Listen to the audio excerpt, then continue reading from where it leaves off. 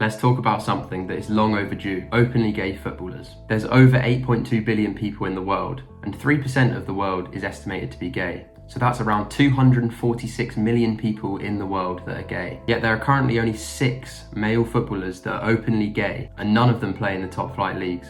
So let's put this into perspective. The Premier League, there's 20 teams, each squad has about 30 players, so that's 600 players in total. 3% of 600 is 18. So statistically speaking, there are about 18 Premier League footballers that are gay, but none of them are out. And also that's assuming that 3% of the world is gay, when actually it's probably more likely to be about 10%. So, why is this? Why are there no openly gay footballers? I think a big part of the problem is the football culture.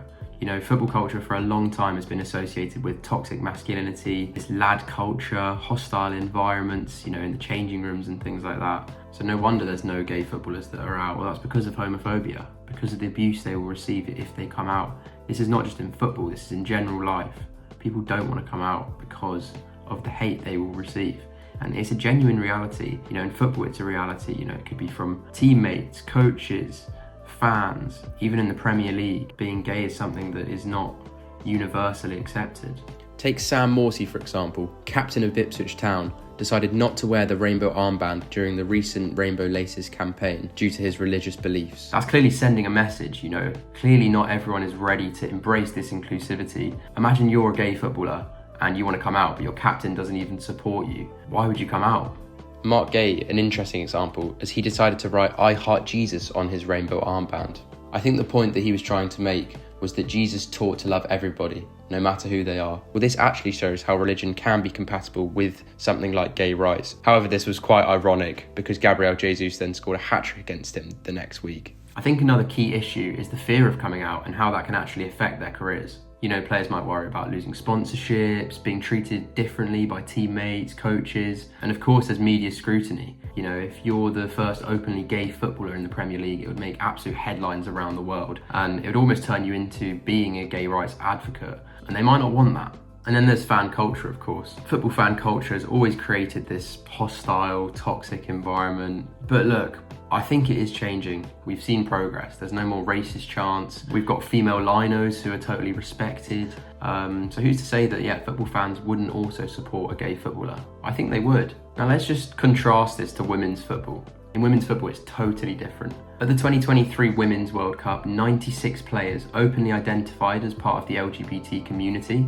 In fact, there are many openly gay female footballers in the Lionesses team. For example, Beth Mead, Bethany England, Fran Kirby, Jill Scott. In fact, 7 out of the 23 players at the Women's World Cup 2023 for the Lionesses were gay or bi, which is 30% of the team. And some players, of course, are in relationships, like Lucy Bronze and Kira Walsh. I mean, maybe this is the case in men's football as well. Just take how close Trent and Jude are, for example. So clearly, there's something about toxic masculinity in men's football that makes it much harder for male players to come out. Justin Fashanu was the first footballer in England to come out as gay in 1990. He played for various clubs in England, including Norwich and Nottingham Forest. Coming out as gay in the 90s was a bold, brave choice, as back then it was much less socially accepted. Therefore, Fashanu suffered lots of abuse for being gay. Even his brother said he wasn't actually gay and that he was doing it all for attention. The story ends pretty tragically, but anyway, let's look at a more positive note. Look, progress is happening. In 2022, Jake Daniels made history when he came out as gay. He's the first openly gay footballer in England since Fashanu. He was playing for Blackpool in the Championship at the time. But it's a bit of a shame because Jack Daniels now plays in the non-league. Jakub Jankto is another player who came out in 2023 who plays in the Serie A for Cagliari and also plays for the Czech Republic national team. So yes, I lied earlier, there is actually one player who plays in the top flight leagues who is openly gay. Interestingly enough, both Jake Daniels and Jakub Jankto have said they don't regret their decision of coming out, as now they can truly be themselves and have nothing to hide. And then there's of course the cultural aspect. In some parts of the world, being gay is still illegal, which is just crazy.